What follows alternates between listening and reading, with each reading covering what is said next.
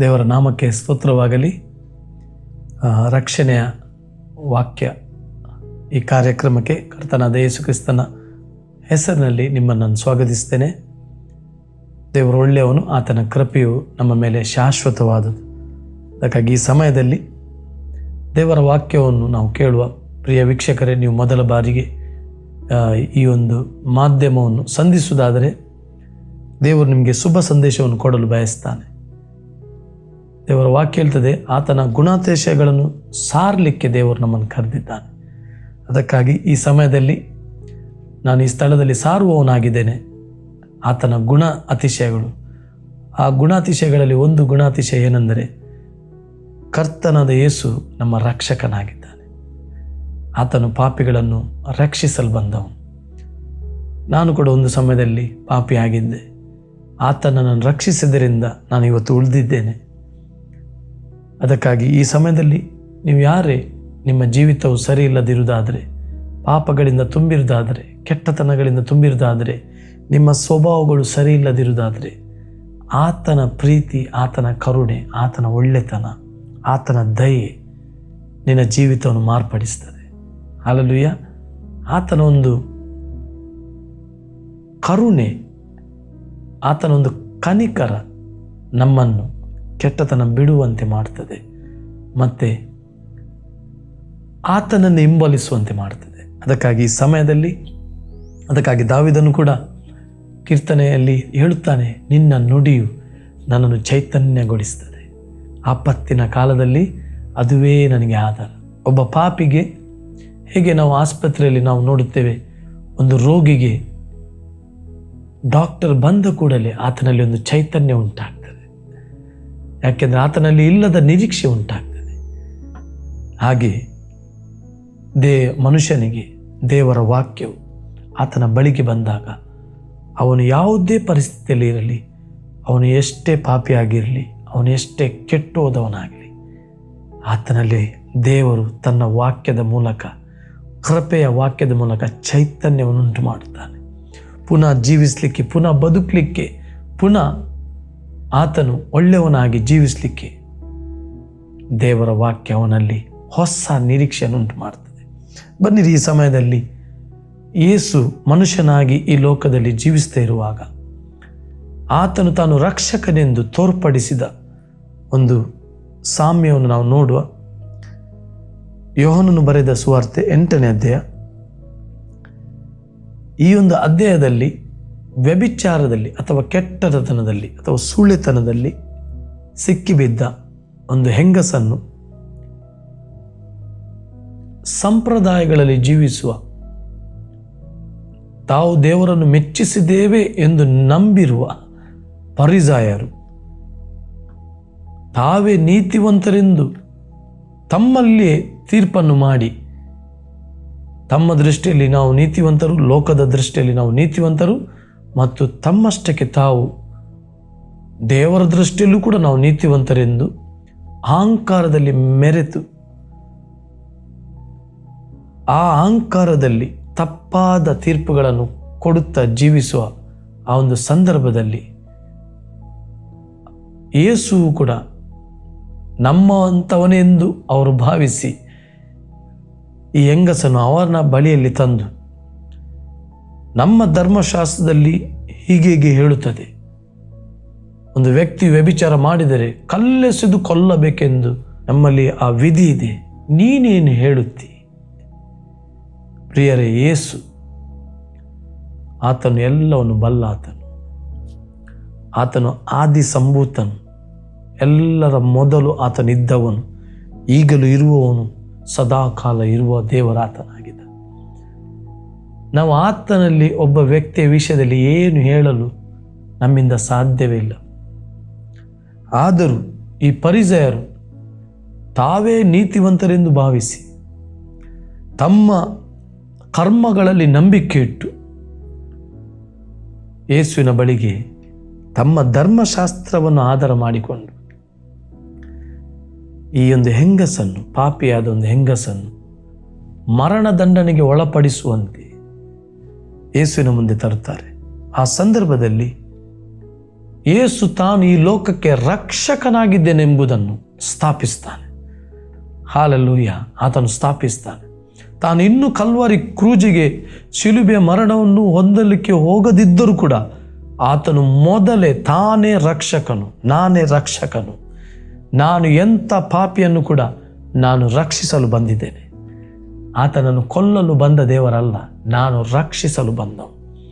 ನಾನು ರಕ್ಷಕನಾಗಿ ಹುಟ್ಟಿದವನು. ನಾನು ಈಗಲೂ ರಕ್ಷಕನಾಗಿದ್ದೇನೆ, ನಿರಂತರವೂ ನಾನು ರಕ್ಷಕನಾಗಿರ್ತೇನೆ. ಈ ಒಂದು ಹೆಂಗಸಿನ ಜೀವಿತದಲ್ಲಿ ಆಕೆಯನ್ನು ರಕ್ಷಿಸುವುದಕ್ಕೋಸ್ಕರ ರಕ್ಷಕನ ಮಾತುಗಳನ್ನು ನಾವು ಕೇಳುವ. ಈ ಸಂದರ್ಭದಲ್ಲಿ ಆಕೆಯನ್ನು ಯೇಸುವಿನ ಬಳಿಗೆ ತಂದಾಗ ಯೇಸು ಆಕೆಯನ್ನು ಆತನ ಬಳಿಗೆ ತಂದವರಿಗೆ ಮೊದಲ ಪ್ರಶ್ನೆಯನ್ನು ಕೇಳುತ್ತಾನೆ. ನಿಮ್ಮಲ್ಲಿ ಪಾಪ ಇಲ್ಲದವನು ಯಾರೋ ಅವನೇ ಮೊದಲು ಆಕೆಯ ಮೇಲೆ ಕಲ್ಲನ್ನು ಹಾಕಲಿ ಎಂದು ಹೇಳಿ ತಿರುಗಿ ಬೊಗ್ಗಿಕೊಂಡು ನೆಲದ ಮೇಲೆ ಬರೆಯುತ್ತಾ ಇದ್ದನು. ಆ ಮಾತನ್ನು ಕೇಳಿ ತಾವೇ ಪಾಪಿಗಳೆಂದು ಮನಸ್ಸಿನಲ್ಲಿ ತಿಳುಕೊಂಡು ಹಿರಿಯರು ಮೊದಲುಗೊಂಡು ಕಿರಿಯರವರೆಗೂ ಒಬ್ಬರ ಹಿಂದೊಬ್ಬರು ಹೊರಗೆ ಹೋದರು. ಯೇಸು ಒಬ್ಬನೇ ಉಳಿದನು ಮತ್ತು ನಡುವೆ ನಿಂತಿದ್ದ ಹೆಂಗಸು ಅಲ್ಲೇ ಇದ್ದಳು. ನಿನ್ನ ಜೀವಿತದಲ್ಲಿ ಕೂಡ ಅನೇಕರು ನಿನ್ನ ವಿಷಯದಲ್ಲಿ ನೀನು ಪಾಪಿ, ನೀನು ಕೆಟ್ಟವನು, ನೀನು ಉಪಯೋಗಕ್ಕೆ ಬರದವನು, ನೀನು ಯೂಸ್ಲೆಸ್, ನಿನ್ನಿಂದ ಈ ಜಗತ್ತಿಗೆ ಏನು ಆಗಲಿಕ್ಕಿಲ್ಲ, ನೀನು ಹುಟ್ಟಿದ್ದೇ ಒಂದು ಶಾಪ ಎಂದು ನಿನ್ನ ಜೀವಿತದಲ್ಲಿ ಅನೇಕರು ಅಥವಾ ನಿನ್ನ ಸೌಂದರ್ಯವನ್ನು ನೋಡಿ ಅಥವಾ ನಿನ್ನ ಆರ್ಥಿಕ ಪರಿಸ್ಥಿತಿಯನ್ನು ನೋಡಿ ನನ್ನ ಜೀವಿತದಲ್ಲಿ ಕೂಡ ಅನೇಕರು ನನ್ನನ್ನು ತಿರಸ್ಕರಿಸ್ತಾ ಬಂದಿದ್ದಾರೆ. ಆದರೆ ಯೇಸು ನನ್ನನ್ನು ಪ್ರೀತಿಸಿದ್ದಾನೆ. ಹಲ್ಲೆಲೂಯಾ. ಆತನ ಪ್ರೀತಿಯಿಂದ ನಾನು ಬದುಕ್ತಾ ಇದ್ದೇನೆ. ಅನೇಕರು ನನ್ನನ್ನು, ನನ್ನ ಕುಟುಂಬವನ್ನು, ನನ್ನ ಎಜುಕೇಷನನ್ನು ಅಥವಾ ನನ್ನ ಹಣಕಾಸಿನ ಸ್ಥಿತಿಯನ್ನು ನೋಡಿ ಅನೇಕರು ತೀರ್ಪು ಮಾಡಿದ್ದಾರೆ. ಆದರೆ ಯೇಸು ತೀರ್ಪು ಮಾಡಲಿಕ್ಕೆ ಬಂದವನಲ್ಲ, ಯೇಸು ರಕ್ಷಿಸಲಿಕ್ಕೆ ಬಂದವ. ಈ ಒಂದು ಮಾಧ್ಯಮದ ಮೂಲಕ ನಿನ್ನ ಜೀವಿತದಲ್ಲೂ ಅನೇಕರು ನಿನ್ನ ಬಗ್ಗೆ ಅನೇಕ ತೀರ್ಪುಗಳನ್ನು ಹೇಳಿರಬಹುದು. ಆದರೆ ಯೇಸು ನಿನ್ನ ಬಗ್ಗೆ ಏನು ಹೇಳುತ್ತಾನೋ ಅದೇ ಪ್ರಾಮುಖ್ಯವಾದದ್ದು. ಈ ಸ್ತ್ರೀಯನ್ನು ಮರಣದಂಡನೆಗೆ ಒಳಪಡಿಸಬೇಕೆಂದು ತಂದ ಈ ಸ್ತ್ರೀಯ ವಿಷಯದಲ್ಲಿ ಆತನು ಅವರಿಗೆ ಹೇಳುತ್ತಾನೆ, ನಿಮ್ಮಲ್ಲಿ ಯಾರಲ್ಲಿ ಪಾಪ ಇಲ್ಲವೋ ಅವನೇ ಮೊದಲು ಕಲ್ಲನ್ನು ಹೊಡೆಯಲಿ. ಹಲ್ಲೆಲೂಯಾ. ಯಾವಾಗ ಯೇಸು ನ್ಯಾಯಾಧಿಪತಿಯಾಗಿ ಅವರ ಪಾಪಗಳನ್ನು, ಅವರ ಮನಸ್ಸಿಗೆ ಅವರು ಕೂಡ ಪಾಪಿಗಳೆಂಬ ಒಂದು ಸತ್ಯವನ್ನು ಅವರಿಗೆ ಮನವರಿಕೆ ಮಾಡುತ್ತಾನೋ, ನ್ಯಾಯಾಧಿಪತಿಯ ಮುಂದೆ, ಸರ್ವಶಕ್ತನಾದ ದೇವರ ಮುಂದೆ ಅವರು ನಿಲ್ಲಕ್ಕೆ ಸಾಧ್ಯವೇ ಆಗಲಿಲ್ಲ. ಆದರೆ ಒಳ್ಳೆಯ ಸುದ್ದಿ ಏನೆಂದರೆ ಯೇಸು ಮತ್ತೆ ಈ ಒಂದು ಕೆಟ್ಟ ಹೆಂಗಸು ಸಂಧಿಸುವ ಸಮಯ ಅದು ಶುಭದ ಸಮಯ. ನಿನ್ನ ಜೀವಿತದಲ್ಲಿ ನೀನು ಪಾಪಿ ಆಗಿರ್ಬೋದು, ಕೆಟ್ಟವನಾಗಿರ್ಬೋದು, ಅಥವಾ ಸೂಳೆತನದಲ್ಲಿ ಇರ್ಬೋದು, ಅಥವಾ ದುಶ್ಚಟಗಳಲ್ಲಿ ಇರ್ಬೋದು, ಬೇರೆ ಯಾವುದೇ ಒಂದು ಕೆಟ್ಟ ಸಂಗತಿಗಳಲ್ಲಿ ನೀನು ಇರ್ಬೋದು. ನೀನು ಯೇಸುವನ್ನು ಸಂಧಿಸಿದಾಗ ನಿನ್ನ ಕೆಟ್ಟತನವನ್ನು ಆತನು ತೊಳೆದು ನಿನ್ನನ್ನು ಹಿಮದಂತೆ ಬೆಳ್ಳಗೆ ಮಾಡುವ ದೇವರು. ಹಲವು ಆತನ ಪ್ರೀತಿ ನಿನ್ನನ್ನು ಕೆಟ್ಟತನವನ್ನು ಬಿಡುವಂತೆ ಮಾಡ್ತದೆ. ಆತನ ಕನಿಕರ ನೀನು ಆತನನ್ನು ಪ್ರೀತಿಸುವಂತೆ ಮಾಡ್ತದೆ. ಇಲ್ಲಿ ನಾವು ನೋಡುವ ಯೇಸುವಿನ ಒಂದು ಪ್ರೀತಿಯಿಂದ, ಕರುಣೆಯಿಂದ, ಕೃಪೆಯಿಂದ ತುಂಬಿದ ವಾಕ್ಯಗಳನ್ನು ನಾವು ನೋಡುವ. ಯೇಸು ನೆಟ್ಟಗೆ ಕೂತುಕೊಂಡು ಆ ಸ್ತ್ರೀಯನ್ನೇ ಹೊರತು ಯಾರನ್ನು ನೋಡದೆ, ಹಲ್ಲೆಲೂಯಾ, ನಿನ್ನ ಜೀವಿತದಲ್ಲಿ ನಿನ್ನನ್ನು ಅನೇಕರು ತೀರ್ಪು ಮಾಡುವಾಗ ಯೇಸು ನಿನ್ನನ್ನೇ ನೋಡ್ತಾನೆ. ಹಲ್ಲೆಲೂಯಾ. ಯಾಕೆಂದರೆ ನೀನು ಅವನನ್ನು ನೋಡಬೇಕೆಂದು. ಹಲ್ಲೆಲೂಯಾ. ಯೇಸು ನಿನ್ನನ್ನೇ ನೋಡ್ತಾನೆ. ಯಾಕೆಂದರೆ ನಿನ್ನನ್ನು ಅನೇಕರು ಅಪರಾಧಿಗಳೆಂದು ತೀರ್ಮಾನಿಸಿ ನಿನ್ನನ್ನು ಕೊಲ್ಲಲು ಬಯಸುವಾಗ ಯೇಸುವಿನ ದೃಷ್ಟಿ ನಿನ್ನ ಮೇಲೆ ಬೀಳ್ತದೆ. ನಾನು ಅನೇಕರ ಜೀವಿತದಲ್ಲಿ ನೋಡಿದ್ದೇನೆ. ಅನೇಕ ಮನುಷ್ಯರು ಒಬ್ಬ ಮನುಷ್ಯನ ವಿಷಯದಲ್ಲಿ ಇವನು ಸಾಯಬೇಕೆಂದು ನಿರ್ಧರಿಸಿದಾಗ ದೇವರು ಅವನನ್ನು ಉದ್ಧರಿಸಿದನ್ನು ನಾನು ನೋಡಿದ್ದೇನೆ. ಹಲ್ಲೆಲೂಯಾ. ಯಾಕೆಂದರೆ ಆತನು ಕನಿಕರವುಳ್ಳ ದೇವರು, ಆತನು ರಕ್ಷಕನು. ನಿನ್ನ ಪರಿಸ್ಥಿತಿಗಳು ಏನೇ ಇರಲಿ, ಎಲ್ಲ ಮನುಷ್ಯರು ನಿನ್ನ ವಿರುದ್ಧ ನಿಂತರು, ನಿನ್ನನ್ನು ಕಾಪಾಡಲು, ನಿನ್ನನ್ನು ಕಾಯಲು, ನಿನ್ನನ್ನು ಉದ್ಧರಿಸಲು, ನಿನ್ನನ್ನು ಎತ್ತಲು, ನಿನ್ನನ್ನು ರಕ್ಷಿಸಲು ಯೇಸು ಯಾವಾಗಲೂ ನಿನ್ನನ್ನು ನೋಡುತ್ತಾ ಇರ್ತಾನೆ. ಹಲ್ಲೆಲೂಯಾ. ನೀನು ಯಾವಾಗ ಅವನನ್ನು ನೋಡುತ್ತೀಯೋ ನಿನ್ನ ಜೀವಿತ ಎಲ್ಲ ಬದಲಾಗ್ತದೆ. ಹೇಗೆ ಈ ಒಂದು ಕೆಟ್ಟ ಹೆಂಗಸಿನ ವಿಷಯದಲ್ಲಿ ಯೇಸುವಿನ ಭಾವನೆಗಳು ಏನು ನಾವು ನೋಡುವ. ಯೇಸು ನೆಟ್ಟಗೆ ನಿಂತುಕೊಂಡು ಆ ಸ್ತ್ರೀಯನ್ನೇ ಹೊರತು ಯಾರನ್ನು ನೋಡದೆ ಆಕೆಗೆ, ಅಮ್ಮ, ನಿನ್ನ ಮೇಲೆ ತಪ್ಪೋರಿಸುವವರು ಎಲ್ಲಿದ್ದಾರೆ? ಯೇಸು ಆಕೆಗೆ ಹೇಳಲಿಲ್ಲ, ಸುಳ್ಳೆಗಾರಿಕೆ ಮಾಡಿದವಳೆ ಅಥವಾ ಪಾಪಿಯೇ, ಶಾಪಗ್ರಸ್ತಳೆ. ಅವನ ಮೊದಲ ಮಾತೆ ಅವನ ರಕ್ಷಣೆಗೆ ನಡೆಸುವ ಮಾತಾಗಿದೆ. ಹಲ್ಲೆಲೂಯಾ. ಅಮ್ಮ ಎಂದು ಆಕೆಯನ್ನು ಪ್ರೀತಿಯಿಂದ ಕರೆದು. ಹಲ್ಲೆಲೂಯಾ. ಯೇಸುವನ್ನು ಯಾವಾಗ ನೀನು ಸಂಧಿಸುತ್ತೀಯೋ ಆತನ ಮಾತು ಮಧುರವಾದದ್ದು. ಅದಕ್ಕಾಗಿ ಯೆರೆಮೀಯ ಗ್ರಂಥದಲ್ಲಿ ದೇವರ ವಾಕ್ಯ ಹೇಳ್ತದೆ, ನಾನು ನಿನ್ನನ್ನು ಪ್ರೀತಿಸಿರುವುದು ಶಾಶ್ವತವಾದ ಪ್ರೇಮದಿಂದಲೇ, ಆದ ಕಾರಣ ನಿನ್ನನ್ನು ಮಮತೆಯಿಂದಲೇ ಸೆಳೆದುಕೊಂಡಿದ್ದೇನೆ. ಹಲ್ಲೆಲೂಯಾ. ಇವತ್ತು ನಮ್ಮ ಜೀವಿತದಲ್ಲಿ ಅನೇಕರ ಪ್ರೀತಿಗಳು ಶಾಶ್ವತವಾಗಿರುವುದಿಲ್ಲ. ಅದೆಲ್ಲವೂ ಆ ಕಾಲಕ್ಕೆ ಸೀಮಿತವಾಗಿರ್ತದೆ. ಆದರೆ ಯೇಸುವಿನ ಪ್ರೀತಿ ಅದು ಶಾಶ್ವತವಾದದ್ದು. ನಿನ್ನ ಜೀವಿತದಲ್ಲಿ ನಿನಗೊಂದು ಶುಭ ಸಂದೇಶ, ಆತನು ನಿನ್ನನ್ನು ಪ್ರೀತಿಸಿರುವುದು ಶಾಶ್ವತವಾಗಿ. ಹಲ್ಲೆಲೂಯಾ. ಆತನು ಯೆರೆಮೀಯನ ಗ್ರಂಥದಲ್ಲಿ ಹೇಳ್ತಾನೆ, ನಾನು ನಿನ್ನನ್ನು ಪ್ರೀತಿಸಿರುವುದು ಶಾಶ್ವತವಾದ ಪ್ರೇಮದಿಂದಲೇ. Wow, everlasting love. ಆ ಪ್ರೀತಿಗೆ ಕೊನೆ ಇಲ್ಲ. ಹಲ್ಲೆಲೂಯಾ. ನೀನು ಪಾಪಿಯಾಗಿರು, ನೀನು ದುಷ್ಟನಾಗಿರು, ನೀನು ಕೆಟ್ಟವನಾಗಿರು, ಯೇಸು ನಿನ್ನ ವಿಷಯದಲ್ಲಿ ಯಾವಾಗಲೂ ಪ್ರೀತಿಯನ್ನೇ ತೋರಿಸುವ ದೇವರು. ಹಲ್ಲೆಲೂಯಾ. ಜನರು ನೀನು ಕೆಟ್ಟವನಾದಾಗ ನಿನ್ನನ್ನು ದ್ವೇಷಿಸ್ತಾರೆ, ಆದರೆ ಯೇಸು ಅಂಥವನಲ್ಲ. ನೀನು ಕೆಟ್ಟವನಾದರೂ, ನೀನು ಪಾಪಿಯಾದರೂ ಆತನು ಪಾಪಿಗಳನ್ನು ದ್ವೇಷಿಸುವುದಿಲ್ಲ, ಆದರೆ ಪಾಪವನ್ನು ದ್ವೇಷಿಸ್ತಾನೆ. ಹಲ್ಲೆಲೂಯಾ. ನೀನು ಮಾಡಿದ ಪಾಪಗಳನ್ನು ದ್ವೇಷಿಸ್ತಾನೆ, ಆದರೆ ನಿನ್ನನ್ನು ಆತನು ದ್ವೇಷಿಸುತ್ತಿಲ್ಲ. ಯಾಕೆಂದರೆ ಆತನು ರಕ್ಷಕನು, ಈಸ್ ಎ ಸೇವಿಯರ್. ಹಲ್ಲೆಲೂಯಾ. ಅದಕ್ಕಾಗಿ ಆತನು ಈಕೆಗೆ ಹೇಳುತ್ತಾನೆ, ಅಮ್ಮ, ನಿನ್ನ ಮೇಲೆ ತಪ್ಪೊರಿಸುವವರು ಎಲ್ಲಿದ್ದಾರೆ? ನಿನಗೆ ಯಾರು ಶಿಕ್ಷೆಯನ್ನು ವಿಧಿಸಲಿಲ್ಲವೋ ಅಂದನು. ಯಾಕೆ ಈ ವಾಕ್ಯವನ್ನು ಈ ಸ್ತ್ರೀಗೆ ಆತನು ಹೇಳ್ತಾನೆ? ಯಾಕೆಂದರೆ ಆಕೆಗೆ ಗೊತ್ತಿತ್ತು, ತಾನು ಏನು ಮಾಡಿದ್ದೇನೆ, ನಾನು ದಂಡನೆಗೆ ಪಾತ್ರಳು, ನಾನು ಮರಣ ದಂಡನೆಗೆ ಪಾತ್ರಳು. ಹೇಗೆ ನಾವು ಒಂದು ಕೋರ್ಟಲ್ಲಿ ನೋಡುತ್ತೇವೆ, ಜಡ್ಜಲ್ಲಿ ಇರುತ್ತಾನೆ, ಒಬ್ಬ ಅಪರಾಧಿಗೆ ನಿಶ್ಚಯವಾಗಿರ್ತದೆ, ನಾನು ದಂಡನೆಗೆ ಪಾತ್ರನಾಗಿದೆ. ಆ ಅಪರಾಧಿ ಪ್ರಜ್ಞೆಯ ದಂಡನೆ ಕೊಡುವ ಮುಂಚೆನೇ ಆ ಅಪರಾಧಿಯನ್ನು ಕೊಲ್ಲುತ್ತಾ ಇರ್ತದೆ. ಆದರೆ ಯೇಸು ಅಪರಾಧಿಗಳನ್ನು ರಕ್ಷಿಸಲು ಬಂದ ದೇವರು. ಅಪರಾಧಿಗಳಿಗೋಸ್ಕರ ತಾನೇ ಅಪರಾಧಿಯಾಗಿ ಅವರ ಶಿಕ್ಷೆಯನ್ನು ಹೊತ್ತುಕೊಂಡು ಹೋದ ದೇವರು. ಅದಕ್ಕಾಗಿ ಆತನು ಹೇಳ್ತಾನೆ, ನಿನ್ನ ಮೇಲೆ ಯಾರು ತಪ್ಪು ಹೊರಿಸಲಿಲ್ಲವೋ, ಯಾರು ನಿನಗೆ ಶಿಕ್ಷೆ ವಿಧಿಸಲಿಲ್ಲವೋ, ಯಾವಾಗ ನೀನು ಯೇಸುವನ್ನು ಸಂಧಿಸುತ್ತಿ, ನಿನ್ನ ಜೀವಿತದಲ್ಲಿ ಆತನ ಮಾತುಗಳು ನಿನ್ನನ್ನು ಬದಲಾಯಿಸ್ತವೆ.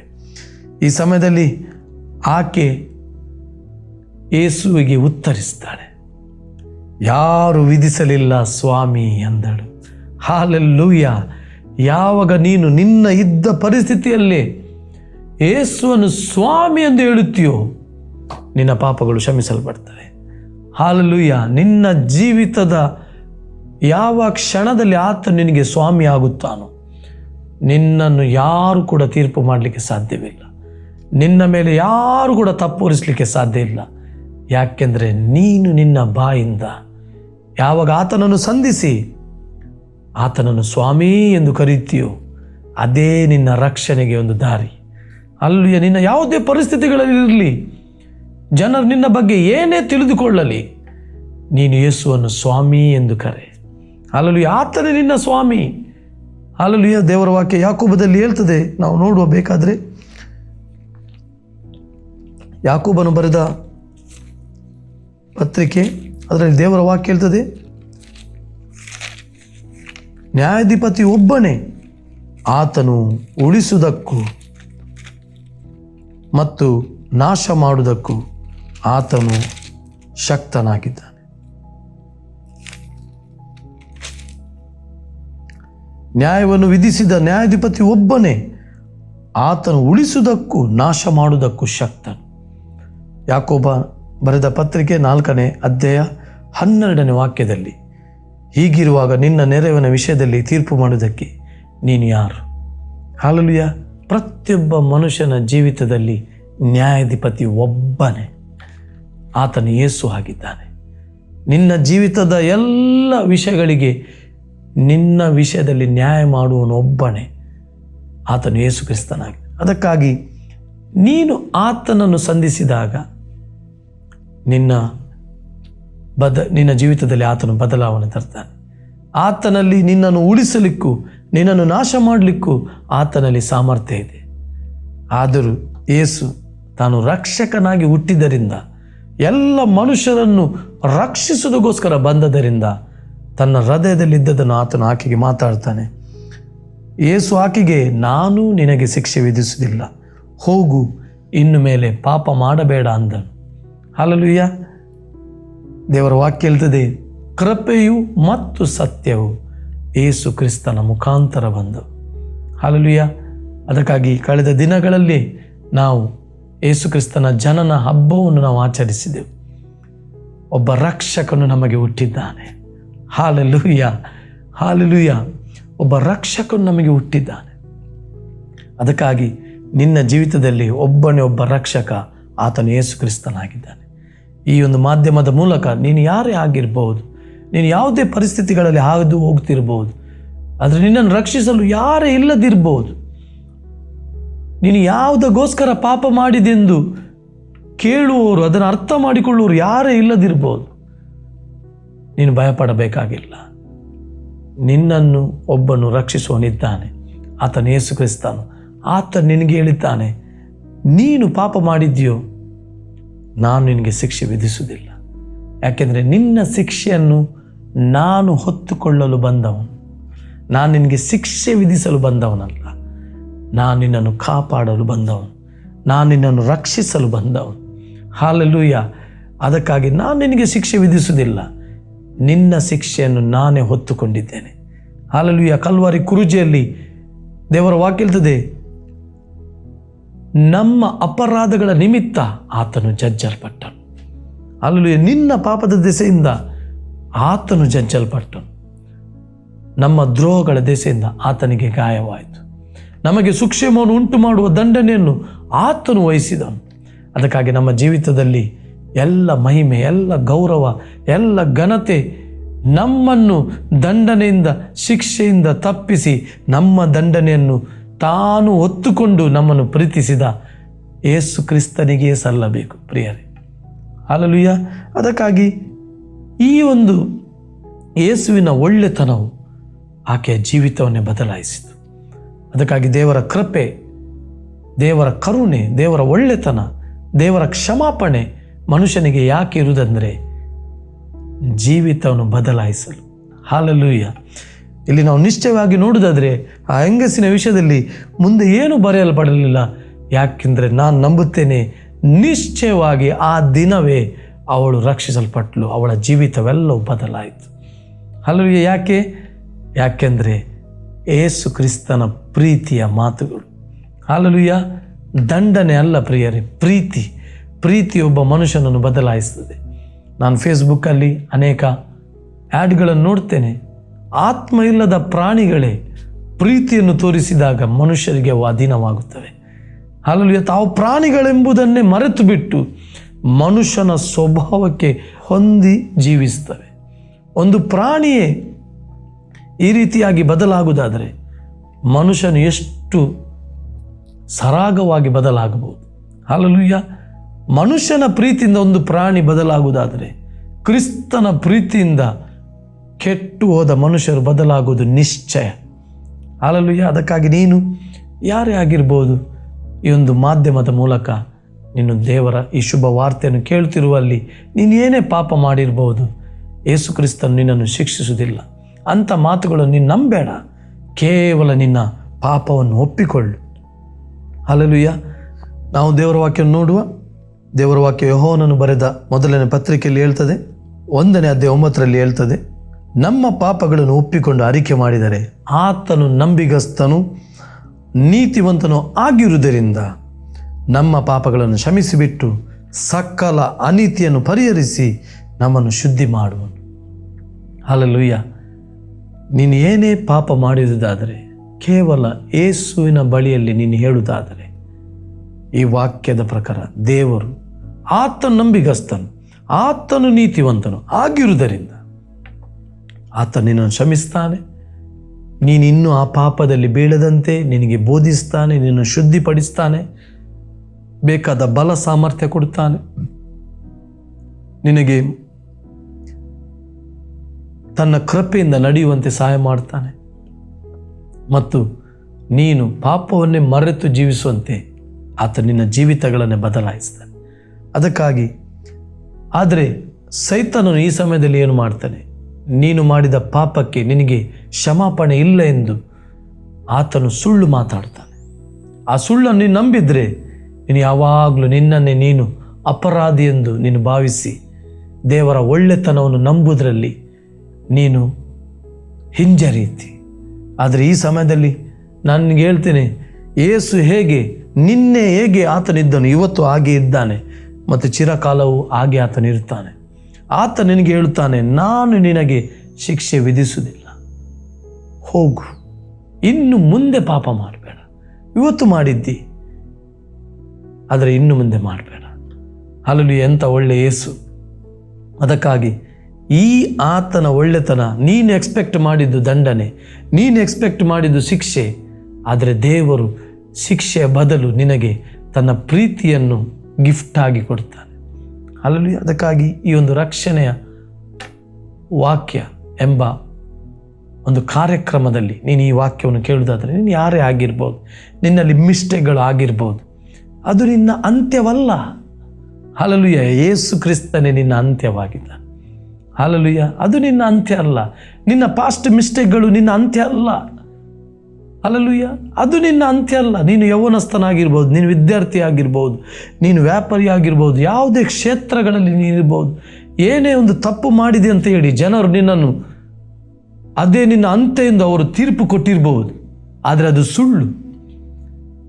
ಅದು ಸುಳ್ಳು. ಇವತ್ತು ಯೇಸು ಹೇಳ್ತಾನೆ, ನಾನು ನಿನ್ನ ಜೀವಿತದಲ್ಲಿ ಬಂದದಾದರೂ ನೀನು ಜೀವಿಸಬೇಕೆಂತ, ಸಮೃದ್ಧಿಯಾಗಿ ಒಳ್ಳೆಯವನಾಗಿ ಸಂತೋಷದಲ್ಲಿ ನೀನು ಜೀವಿಸಬೇಕೆಂದು ನಾನು ರಕ್ಷಕನಾಗಿ ಈ ಲೋಕಕ್ಕೆ ಬಂದಿದ್ದೇನೆ. ಅದಕ್ಕಾಗಿ ಅನೇಕ ಸಭೆಗಳಲ್ಲಿ ವಿಶ್ವಾಸಿಗಳು ಕೂಡ ತಪ್ಪಿ ಹೋದಾಗ ದೇವರ ಪ್ರೀತಿಯನ್ನು ಅವರಿಗೆ ಎದುರು ಇಡದೆ ಕೇವಲ ತೀರ್ಪುಗಳನ್ನೇ ಮಾತಾಡೋದ್ರಿಂದ ಅನೇಕ ದೇವರ ಮಕ್ಕಳು ಕೂಡ ದೇವರ ಒಳ್ಳೆತನವನ್ನು ನಂಬುವುದರಲ್ಲಿ ತಪ್ಪಿ ಹೋಗಿದ್ದಾರೆ. ಮತ್ತು ಮಾಡಿದ ಪಾಪವನ್ನೇ ಪುನಃ ಪುನಃ ಮಾಡಿ ನಂಬಿಕೆಯಲ್ಲಿ ಅನೇಕ ಅಗಾಧಗಳನ್ನು ಅವರು ಹೊಂದಿದ್ದಾರೆ. ಆದರೆ ಈ ಸಮಯದಲ್ಲಿ ಆತನ ಸೇವಕನಾದ ನಾನು ನಿನಗೆ ಹೇಳ್ತೇನೆ, ದೇವರು ಒಳ್ಳೆಯವನು, ಆತನ ಕೃಪೆಯು ನಮ್ಮ ಮೇಲೆ ಶಾಶ್ವತವಾದ. ಆತನ ತನ್ನ ಪರಲೋಕವನ್ನೇ ಬಿಟ್ಟು ನಮ್ಮನ್ನು ರಕ್ಷಿಸುವುದಕ್ಕೋಸ್ಕರ ಮನುಷ್ಯನಾದನು. ಹಲ್ಲೆಲೂಯಾ. ಆತನು ಈಗಲೂ ಕೂಡ ಆತನ ರಕ್ತ ನಮ್ಮ ಹಿತ ಚಿಂತನೆಗಾಗಿ ದೇವರ ಸನ್ನಿಧಾನದಲ್ಲಿ ಬೊಬ್ಬೆಡಿತಾ ಇದೆ. ಹಲ್ಲೆಲೂಯಾ. ಹಾಬೇಲನ ರಕ್ತಗಿಂತಲೂ ಹಿತಕರವಾದದನ್ನೇ ನಮ್ಮ ವಿಷಯದಲ್ಲಿ ಮಾತಾಡುತ್ತದೆ. ಹಲ್ಲೆಲೂಯಾ.